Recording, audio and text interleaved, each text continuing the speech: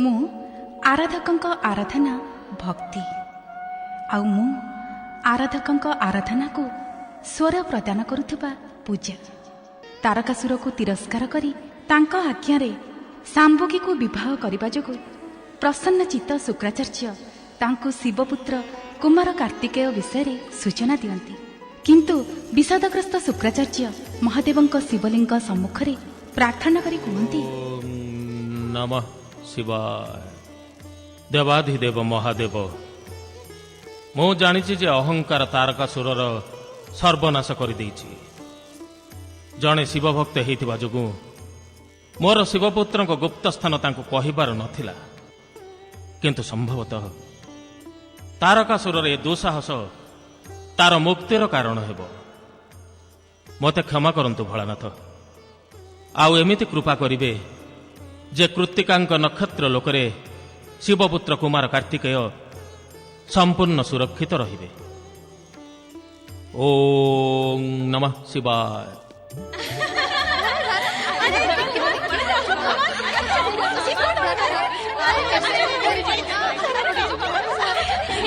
ସ୍ୱୟମ୍ଭୁ ସ୍ୱୟମ୍ଭୁ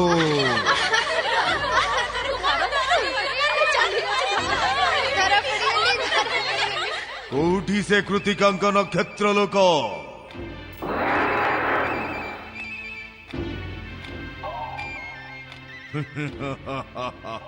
ଏବେ ଶିବପୁତ୍ର କାର୍ତ୍ତିକେୟ ସ୍ୱୟମ୍ଭୁ ତାରକାସୁରର ପ୍ରହାରରୁ ନିସ୍ତାର ପାଇପାରିବ ରେ। ସ୍ୱୟମ୍ଭୁ ସ୍ୱୟମ୍ଭୁ କିନ୍ତୁ କୃତିକାଙ୍କ ନକ୍ଷତ୍ର ଲୋକ ତ ଏଇଠି ଥିଲା, ତାହେଲେ ମତେ କାହିଁକି ଦେଖାଯାଉନି? ନାରାୟଣ ନାରାୟଣ, ଏ ଦୁଷ୍ଟକୁ କୃତିକାଙ୍କ ନକ୍ଷତ୍ର ଲୋକ ବିଷୟରେ କିଏ କହିଦେଲା? ସ୍ୱୟମ୍ଭୁ ସ୍ୱୟମ୍ଭୁ ସ୍ୱୟମ୍ଭୁ ନାରାୟଣ ନାରାୟଣ। ନାରଦ, କୃତିକାଙ୍କ ନକ୍ଷତ୍ର ଲୋକ କୋଉଠି? ନାରାୟଣ ନାରାୟଣ। ତାରକାସୁର, ସେଠି ତୁମକୁ ମୃତ୍ୟୁ ବ୍ୟତୀତ ଆଉ କିଛି ବି ମିଳିବନି। ସେଇଥିପାଇଁ ମୋ କଥା ମାନ, ସେଠିକି ଯିବାର ବିଚାର ତ୍ୟାଗ କର। ସ୍ୱୟମ୍ଭୁ, ମତେ ସେଠି କଣ ପ୍ରାପ୍ତ ହବ ଆଉ କଣ ନାହିଁ ସେ ସବୁ ମୁଁ ଭଲ ଭାବେ ଜାଣିଛି ନାରଦ। ତମକୁ ଯେତିକି ପଚାରିଲି ମତେ ସେତିକି ଉତ୍ତର ଦିଅ ନାରଦ। ନାରାୟଣ ନାରାୟଣ। ଆଚ୍ଛା ତାରକାସୁର, ଗୋଟିଏ କଥା କୁହ, ମୁଁ କଣ ତୁମ ସେବକ? ନାରଦ, ଯଦି ତମେ ମତେ କୃତିକାଙ୍କ ନକ୍ଷତ୍ର ଲୋକର ବାଟ ନ କହିବ, ତେବେ ଶିବପୁତ୍ର ଆଗରୁ ମୁଁ ତମକୁ ହିଁ ବଧ କରିଦେବି। ତାରକାସୁର, ଦୈତ୍ୟ ଗୁରୁ ଶୁକ୍ରାଚାର୍ଯ୍ୟଙ୍କ ବଧର ଅସଫଳ ପ୍ରୟାସ ସତ୍ତ୍ୱେ ବି ତୁ କଣ ନାରଦ ବଧ ପାଇଁ ଚେଷ୍ଟା କରିବୁ? ନାରାୟଣ ନାରାୟଣ। ଆରେ ମୂଢ଼ମତି ତାରକାସୁର, ତୁ କଣ ଏତିକି ବି ଜାଣିନୁ ଯେ ଯେଉଁ ପ୍ରାଣୀଙ୍କ ଉପରେ ପରମଦେବ ଶ୍ରୀ ମହାଗଣେଶଙ୍କ ବ୍ୟତୀତ ତ୍ରିଦେବ ଏବଂ ତ୍ରିଦେବୀଙ୍କ କୃପା ରହିଥାଏ, ସେମାନେ ଅବଧ୍ୟ ହୋଇଥାନ୍ତି। ସ୍ୱୟମ୍ଭୁ ନାରଦ, ସ୍ୱୟମ୍ଭୁ, ତୁ ଶୁକ୍ରାଚାର୍ଯ୍ୟଙ୍କ ଭଳି ଅବଧ୍ୟ, କିନ୍ତୁ ପୃଥିବୀବାସୀ ତ ଅବଧ୍ୟ ନୁହନ୍ତି। ଯଦି ତୁ ମତେ କୃତିକାଙ୍କ ନକ୍ଷତ୍ର ଲୋକର ମାର୍ଗ ନ କହୁ ନାରଦ, ତ ମୁଁ ପୃଥିବୀ ଲୋକ ଉପରେ ନିଜ କ୍ରୋଧର ଉତ୍କିରଣ କରିବି। ଶହ ଶହ ନିର୍ଦ୍ଦୋଷ ମନୁଷ୍ୟଙ୍କ ପ୍ରାଣ କ୍ଷଣ ମାତ୍ରକେ ନେଇଯିବେ, ଆଉ ଏହାର ଉତ୍ତରଦାୟୀ ତୁ ରହିବୁ ନାରଦ, ତୁ। ତାରକାସୁର, ଏମିତି କରିବାରେ ତୋର ପରିଣାମ ହେବ ତୋର ଅନ୍ତ। କାହିଁକି ନା ପ୍ରାଣୀ ଲୋକରେ ମନୁଷ୍ୟଙ୍କର ପ୍ରାଣ ରକ୍ଷା ସ୍ୱୟଂ ଶ୍ରୀହରି ବିଷ୍ଣୁ କରିଥାନ୍ତି। ସ୍ୱୟମ୍ଭୁ ରେ ନାରଦ, ମତେ ସେ କପଟି ବିଷ୍ଣୁ ନାରେ ଭୟ ଦେଖାନା ରେ। ସ୍ୱୟମ୍ଭୁ, ଆଉ ମତେ କହ, ସେ କୃତିକାଙ୍କ ନକ୍ଷତ୍ର ଲୋକକୁ ବାଟ କୋଉଟା? ନଚେତ୍ ନାରାୟଣ ନାରାୟଣ। ନା ତାରକାସୁର ନା, ମୁଁ ତତେ ସେ ନକ୍ଷତ୍ର ଲୋକକୁ ବାଟ କେବେ ବି କହିବିନି। ତୁ ଏମିତି ଭାବେ ଘୁରି ବୁଲିବୁ ଅନନ୍ତ କାଳ ପର୍ଯ୍ୟନ୍ତ, ହେଲେ ତୁ କୃତ୍ତିକାଲୋକର ବାଟ କେବେ ବି ଜାଣିପାରିବୁନି। କାହିଁକି ନା ତତେ କୃତ୍ତିକାଲୋକ ଦେଖା ନ ଯାଉ। ଏହା ହିଁ ପରମ ଦେବ ଶ୍ରୀ ମହାଗଣେଶଙ୍କ ଇଚ୍ଛା। ନାରାୟଣ ନାରାୟଣ। ଶମ୍ଭୁ ଶମ୍ଭୁ ଶମ୍ଭୁ। ନାରାୟଣ ନାରାୟଣ। ହେ ପରମ ଦେବ ଶ୍ରୀ ମହାଗଣେଶ, ତାରକାସୁରର ଅଭିଯାନକୁ ଦେଖି ମୋ ମନ ଅଶାନ୍ତ ହୋଇ ଉଠିଲାଣି। ସେ ଦୁଷ୍ଟ ଶିବପୁତ୍ରଙ୍କର କ୍ଷତି କରିପାରେ। ଦର୍ଶନ ଦିଅନ୍ତୁ ଶ୍ରୀ ମହାଗଣେଶ, ଦର୍ଶନ ଦିଅନ୍ତୁ ପ୍ରଭୁ, ଦର୍ଶନ ଦିଅନ୍ତୁ। କୃପା କରି ଶିବପୁତ୍ରଙ୍କୁ ରକ୍ଷା କରନ୍ତୁ ପ୍ରଭୁ। ନାରାୟଣ ନାରାୟଣ। ଜୟ ଶ୍ରୀ ମହାଗଣେଶ। ଦେବର୍ଷି ନାରଦ, ଚିନ୍ତା କରନି ଦେବର୍ଷି ନାରଦ। ତାରକାସୁରକୁ ନିଜର ଏ ଦୁଃସାହସର ପରିଣାମ ଶୀଘ୍ର ହିଁ ଭୋଗିବାକୁ ପଡ଼ିବ। ନାରାୟଣ ନାରାୟଣ। ହେ ଶ୍ରୀ ମହାଗଣେଶ, ଆପଣ ତ ଦୁଷ୍ଟ ତାରକାସୁରର ଉଗ୍ର ସ୍ୱଭାବକୁ ଜାଣନ୍ତି। ତାଠି ନିଜ ପିତାମହୀ ଦିତିଙ୍କ କୁସଂସ୍କାର ଶିରା ପ୍ରଶିରାରେ ବହୁଛି। ହେ ପରମଦେବ, ସେ ତା ନିଜକୁ ସ୍ୱୟମ୍ଭୁ କହୁଛି। ନାରାୟଣ ନାରାୟଣ। ଦେବର୍ଷି, ତୁମ ବୁଦ୍ଧି ଏବଂ ଚାତୁରୀ ପ୍ରଶଂସନୀୟ।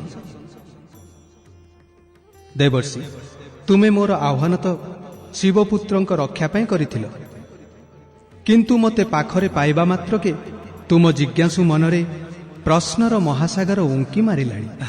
ନାରାୟଣ ନାରାୟଣ। ହେ ଶ୍ରୀ ମହାଗଣେଶ, ଜିଜ୍ଞାସୁ ହେବା ତ ଭକ୍ତର ସ୍ୱଭାବ ହୋଇଥାଏ। ଯଦି ଭ୍ରାତା ଦକ୍ଷଙ୍କ ଅଭିଶାପ ଯୋଗୁଁ ଆପଣଙ୍କର ପରମ ଭକ୍ତର ମନରେ ପ୍ରଶ୍ନ ଉଠୁଛି, ତେବେ ସେ ପ୍ରଶ୍ନର ଉତ୍ତର ଦେବା ଆପଣଙ୍କର କର୍ତ୍ତବ୍ୟ। ଦେବର୍ଷି, ଏବେ ତୁମେ ନିଜ ପ୍ରଶ୍ନର ଉତ୍ତର ପାଇବା ପାଇଁ ମୋ କର୍ତ୍ତବ୍ୟର ନିର୍ଦ୍ଧାରଣ ବି ଆରମ୍ଭ କଲଣି। ଗଂ ଗଂ ଗଂ ଗଂ ଗଂ। ଶ୍ରୀ ମହାଗଣେଶ, ଅଜ୍ଞାନତାରେ ମୋର ଭୁଲ ହୋଇଗଲା। ମୋତେ କ୍ଷମା କରନ୍ତୁ ପ୍ରଭୁ, କ୍ଷମା କରନ୍ତୁ। ନା ଦେବର୍ଷି, ମୁଁ ତୁମ ଜିଜ୍ଞାସୁ ସ୍ୱଭାବକୁ ଭଲ ଭାବେ ଜାଣିଛି। ତୁମେ ନିଜ ପ୍ରଶ୍ନର ଉତ୍ତର ପାଇବା ପାଇଁ ବିଭିନ୍ନ ପ୍ରକାରର ଅଭିନୟ କରି ସାମ, ଦାମ, ଦଣ୍ଡ ଆଉ ଭେଦରେ ନିଜ ପ୍ରଶ୍ନର ଉତ୍ତର ପାଇଁ ଚେଷ୍ଟା କରିଥାଅ। ସେଥିପାଇଁ ତୁମର କ୍ଷମା ମାଗିବାର ଆବଶ୍ୟକତା ନାହିଁ। କିନ୍ତୁ କିନ୍ତୁ କଣ ଶ୍ରୀ ମହାଗଣେଶ? ତୁମେ ନିଜ ଜିଜ୍ଞାସାକୁ ଟିକେ ବିରାମ ଦିଅ ଦେବର୍ଷି। ଆଉ ତାରକାସୁରର ଯେଉଁ ଦୁଃସାହସ କାରଣରୁ ତୁମେ ମୋତେ ଆବାହନ କରିଥିଲ, ଏବେ ତାର ପରିଣାମ ଦେଖ।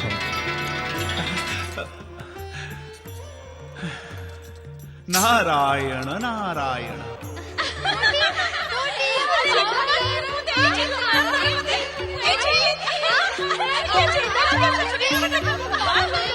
ଶମ୍ଭୁ ଶମ୍ଭୁ। କୋଉଠି ସେ କୃତିକାଙ୍କ ନକ୍ଷତ୍ର ଲୋକ?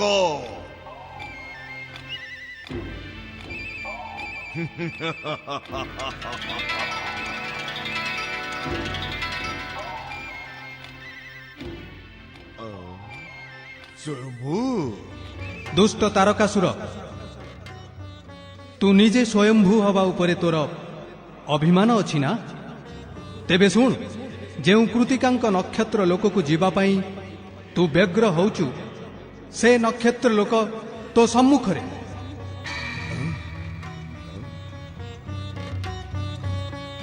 ସ୍ୱୟମ୍ଭୁ। ଆରେ ମୂର୍ଖ ତାରକାସୁର, ଏ ନକ୍ଷତ୍ର ଲୋକରେ ପ୍ରବେଶ କରିବାର ଦୁଃସାହସ ତୁ କର ନା, ନଚେତ୍ ଜୀବନରେ ତତେ ଅଟହାସ୍ୟ କରିବାକୁ ସୁଯୋଗ ବି ମିଳିବନି।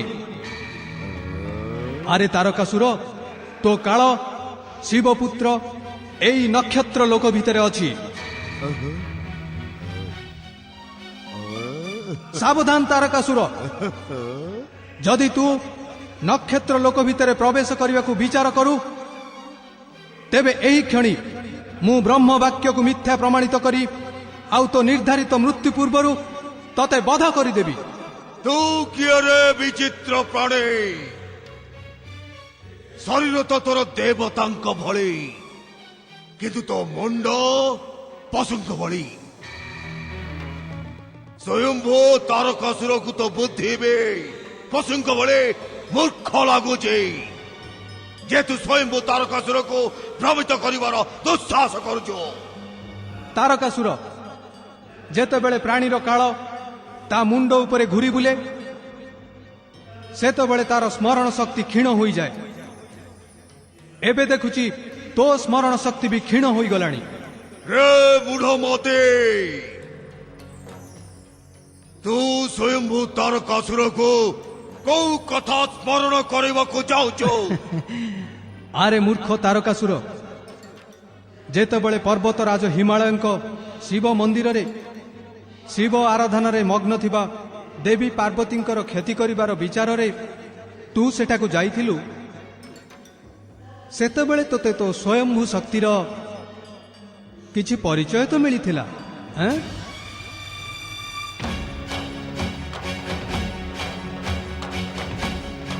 ସ୍ୱୟମ୍ଭୁ ସ୍ୱୟମ୍ଭୁ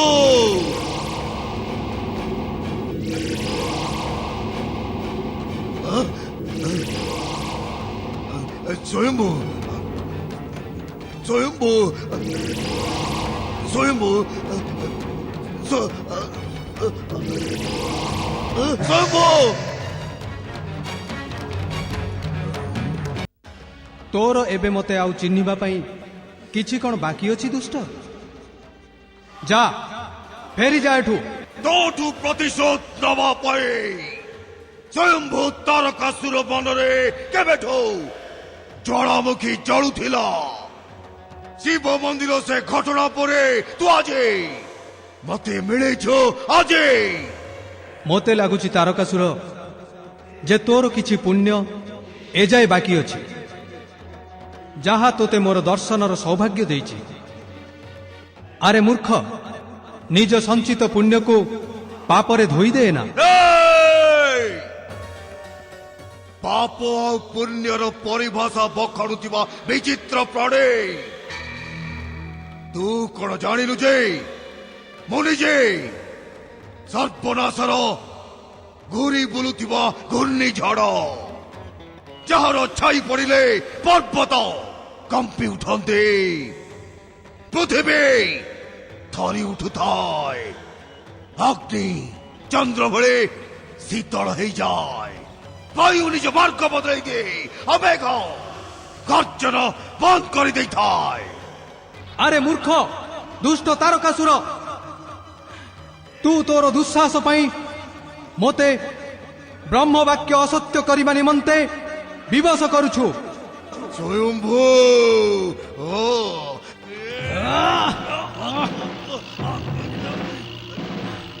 ସ୍ୱୟମ୍ଭୁ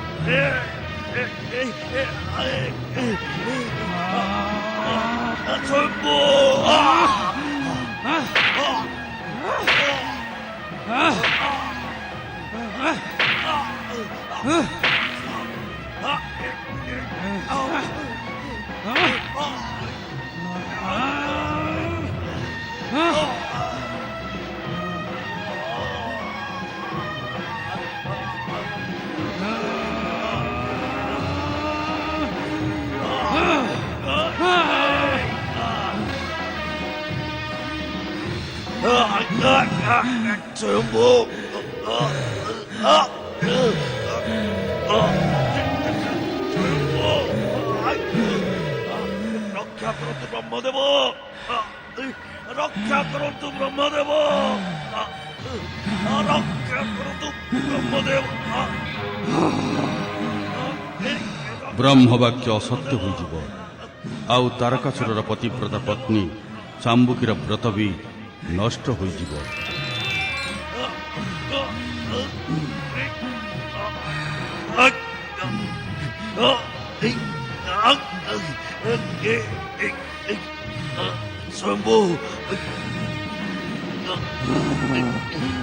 ପରମ ଦେବ ଶ୍ରୀ ମହାଗଣେଶ ନିଜ କ୍ରୋଧ ସମ୍ବରଣ କରନ୍ତୁ। ଆଉ ତାରକାସୁରକୁ କ୍ଷମା କରିଦେବି?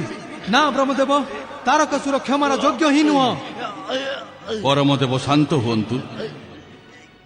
ଯଦି ଆପଣଙ୍କ ପ୍ରଭାବରେ ତାରକାସୁରର ଅନ୍ତ ହେଲା, ତେବେ ସଂସାରରେ ବ୍ରହ୍ମବାକ୍ୟ ମିଥ୍ୟା ହୋଇଯିବ।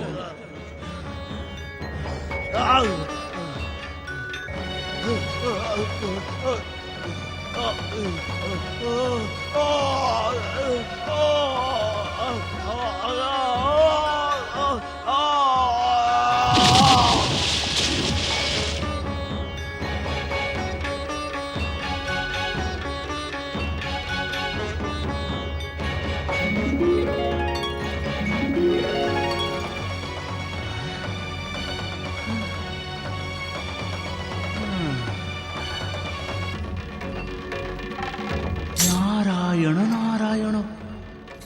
ପରମଦେବ ଶ୍ରୀ ମହାଗଣେଶ ବ୍ରହ୍ମଦେବଙ୍କ ବରଦାନକୁ ମିଥ୍ୟା ସିଦ୍ଧ କରିବାକୁ ଯାଇ ସ୍ୱୟଂଭୂ ତାରକାସୁରକୁ ବଧ କରିଥିଲେ।